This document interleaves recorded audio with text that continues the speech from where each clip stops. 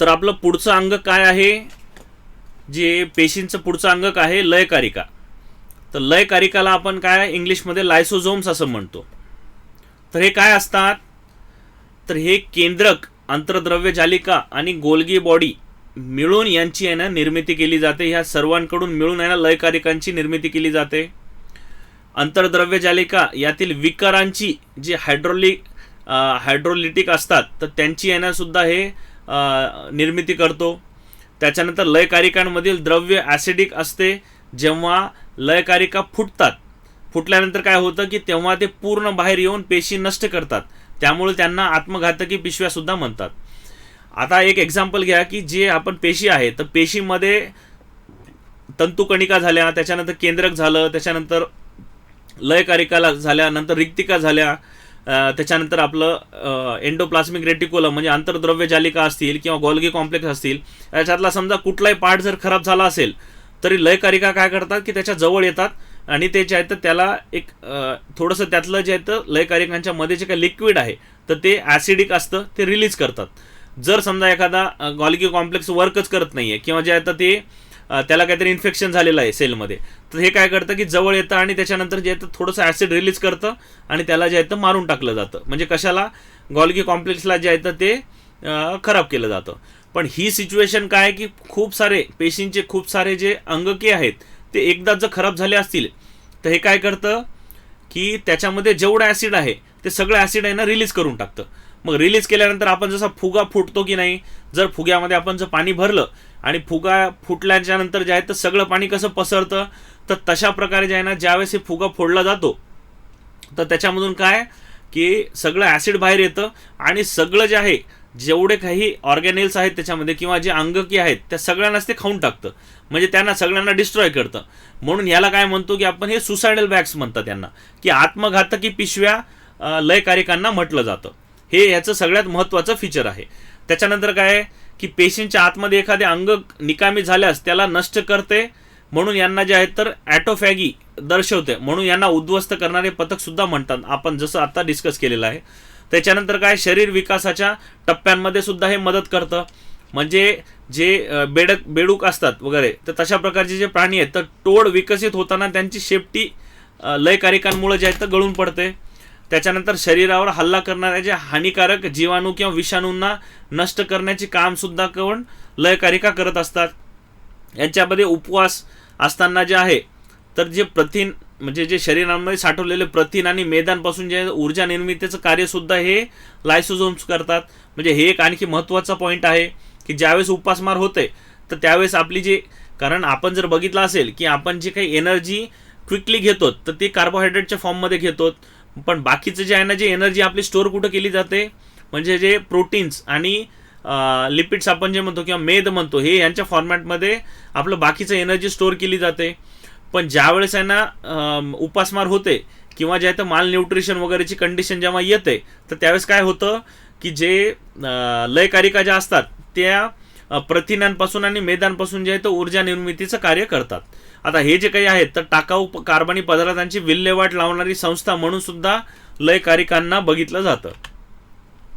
आता जे आपल्या पेशींमध्ये जे काही जीर्ण झालेले किंवा कमजोर पेशी आहेत किंवा पेशी अंगके असतील तर त्यांना जे आहेत तर किंवा इतर जो काही कार्बनी कचरा असेल तर त्यांना जे आहे तर बाहेर टाकण्याचं काम किंवा जे आहे तर त्यांना डिस्ट्रॉय करण्याचं काम जे आहे तर लयकारिकांकडून केलं जातं.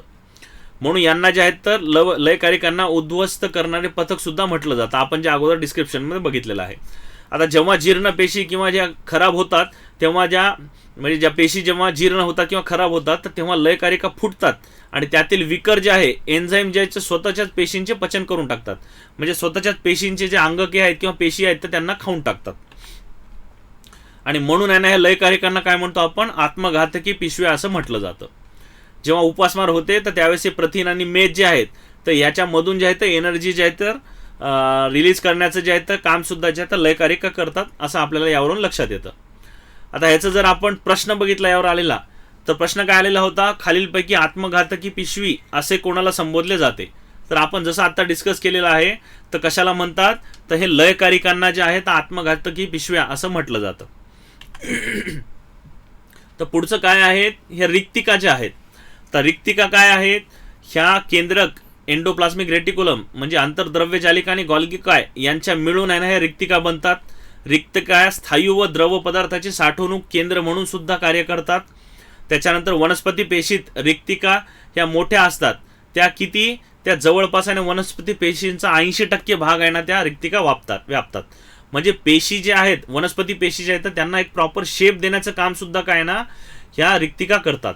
काही जे सजीव आहेत तर त्यांच्यामध्ये ह्या रिक्तिका जे आहेत तर स्टोरेज म्हणजे फूड स्टोरेजचं काम सुद्धा करतात. म्हणजे अन्न जे तयार झालेलं आहे तर त्याचं स्टोरेजचं काम सुद्धा करतात. म्हणजे फॉर एक्झाम्पल की जे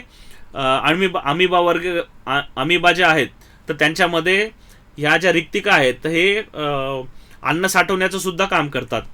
नंतर काय की वनस्पतीमध्ये रिक्तिकांमधील द्रव्य पेशी भित्तिकेवर आतून टर्गर दाब निर्माण करते, त्यामुळे वनस्पतींना कठीणता प्राप्त होते असं म्हटलेलं आहे. म्हणजे त्यांना जे काही हार्डनेस येतोय, म्हणजे जे काही सेल आहेत, म्हणजे जर समजा सर्क्युलर सेल असतील किंवा दंडगोलाकार सेल असतील किंवा जे त्रिकोणी काही ज्या सेल्स असतील किंवा जे काही जशा सेलचा आकार असेल, ठीक आहे, तर तो आकार प्राप्त करण्यासाठी जे आहेत तर ज्या वनस्पती पेशींमध्ये रिक्तिका सुद्धा जे आहेत तर त्यांना हेल्प करतात. म्हणजे त्यांना एकदम प्रॉपर शेपमध्ये दिसून येतं. वनस्पतींमध्ये काही विशिष्ट रसायने रिक्तिकांमध्ये असतात जेणेकरून काही शाकाहारी प्राणी त्यांचे भक्षण सुद्धा करू शकत नाहीत. म्हणजे वनस्पतींचं हे डिफेन्स मेकॅनिझम आहे की एखादा जर भक्षक आहे ना, एखादा सजीव जर आलेला असेल तर वनस्पती काय जे आहेत ना त्यांच्या जे वनस्पतींच्या पेशीमधल्या ज्या रिक्तिका आहेत ना ते काही सिक्रेट करतात.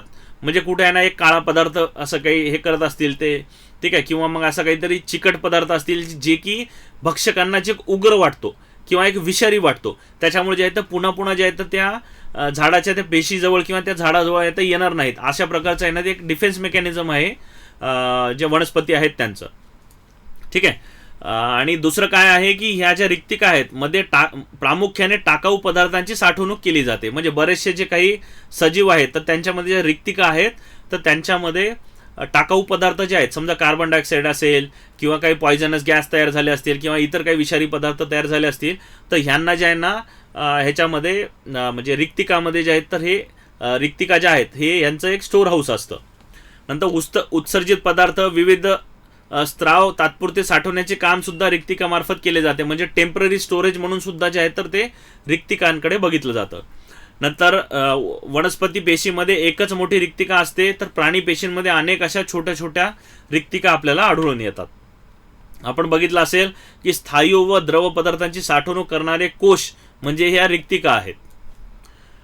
त्याच्यानंतर काय आहे की प्राणी पेशीमध्ये जे आहेत आकाराने आणि तात्पुरत्या अशा काही रिक्तिका सुद्धा असतात. म्हणजे आकाराने खूप लहान असतात आणि त्या टेम्पररी तात्पुरत्या सुद्धा असतात. म्हणजे काही काळानंतर जे आहेत तर त्या बाजूला पडतात किंवा जे आहे तर नवीन रिक्तिका तयार होतात. असं पण त्यांचं एक मेकॅनिझम आहे.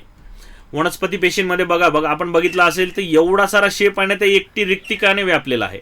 त्याच्यामुळे जे आहे तर त्यांच्या जे सेल्स आहेत वनस्पतींच्या तर त्यांना एक प्रॉपर शेप येऊन जातो. म्हणजे गोल असेल तर गोल पूर्णपणे गोल दिसतं.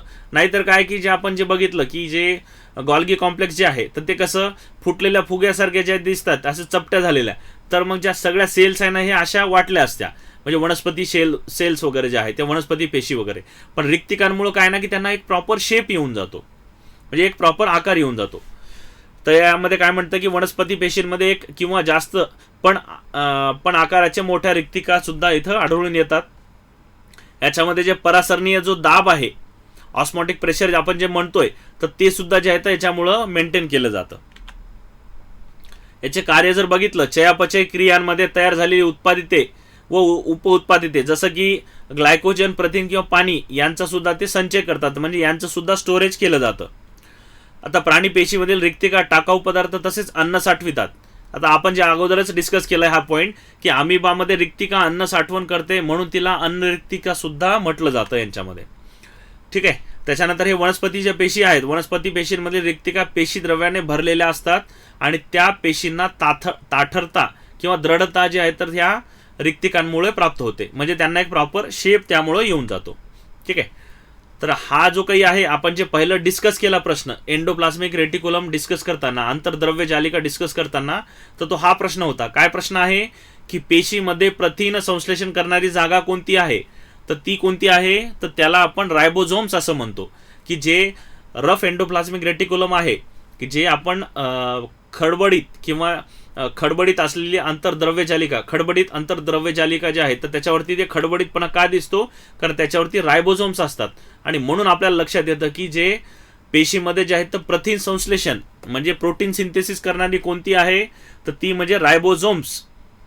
हे हा एक जो अंगक आहे ते जे आंतरद्रव्यजालिका, जे रफ एंडोप्लाझ्मिक रेटिक्युलम आहे तर त्याच्यावरती जे असतं तर त्याच्याकडून प्रथिन संश्लेषण ही क्रिया केली जाते. ठीक आहे. तर विद्यार्थी मित्रांनो, आजच्या लेक्चरमध्ये आपण पेशींबद्दलची भरपूरशी माहिती बघितलेली आहे. त्याच्यानंतर पेशी अंगके जे आहेत, जे महत्त्वाचा टॉपिक आहे तर तो सुद्धा आपण इथे डिस्कस केलेला आहे. तर बघत असताना आपल्याला ह्या सर्व गोष्टी लक्षात घ्यायच्या आहेत. वाचतोय आपण तर हा जो टॉपिक आहे म्हणजे की समजा आता रिक्तिकांवरती प्रश्न आलेला नाही आहे आजच्या ज्या आपण डिस्कशन टॉपिकमध्ये, तर रिक्तिकांवरती प्रश्न येऊ शकतो तर आपल्याला ते गोष्टी बघायच्या आहेत. त्याच्यानंतर कशावरती प्रश्न आलेला नाही आहे, समजा केंद्रकावरती जर प्रश्न आलेला नसेल तर केंद्रकावरती प्रश्न येऊ शकतात. कारण केंद्रकामध्ये काय काय असतं, कारण केंद्रकामध्ये केंद्रक द्रव्य सुद्धा असतं, त्याच्यानंतर DNA सुद्धा असतात, नंतर जे आहे तर त्याच्या बाहेरून जे आहे तर कवरिंग सुद्धा असते. मग ह्या गोष्टी आपल्याला लक्षात घेतल्या पाहिजेत. एखादा समजा आता मायटोकॉन्ड्रिया जे आपण तंतुकणिका जे बघितलेले आहेत तर त्याच्यावरती प्रश्न आलेले आहेत किंवा रादर आता त्याच्यावरती बऱ्याच वेळा प्रश्न आलेत तर आपल्याला ते पुन्हा सुद्धा करण्याची गरज पडेल. तर त्याच्यामुळे आपण जेवढी माहिती यामध्ये डिस्कस करतोय तर ती माहिती तुम्ही लक्षात घ्यायची आहे. त्याच्यानंतर आपल्या नोट्समध्ये थोडी ॲडिशनल माहिती आपल्याला एक 5 ते 10% आणखी आपल्याला ती माहिती मिळणार आहे, जे आपण नोट्स प्रोव्हाइड केलेल्या आहेत त्याच्यामध्ये, तर आपण त्यासुद्धा बघू शकतात. ठीक आहे. तर आजचं आपलं लेक्चर आपण इथेच कन्क्लूड करतोय. उद्याच्या लेक्चरमध्ये जे आहे आपण ऊतींबद्दल वगैरे माहिती घेणार आहोत आणि त्याच्यानंतर मग आपले बाकीचे जे टॉपिक्स आहेत म्हणजे जसं सजीवांती प्रजनन असेल, त्याच्यानंतर मानवी संस्था ज्या आहेत तर त्याच्यामधल्या ज्या एक्सक्रिटरी सिस्टीम असतील, त्याच्यानंतर नर्वस सिस्टीम असतील, त्याच्यानंतर पोषण द्रव्ये, नंतर मानवी रोग असतील किंवा जे पर्यावरण वगैरे असेल, तर ह्या सर्व गोष्टी ज्या आहे ना आपण पुढच्या येणाऱ्या लेक्चर्समध्ये आपण डिस्कस करणार आहोत. ठीक आहे. तर विद्यार्थी मित्रांनो, आजचं लेक्चर आपण इथं थांबूयात. धन्यवाद.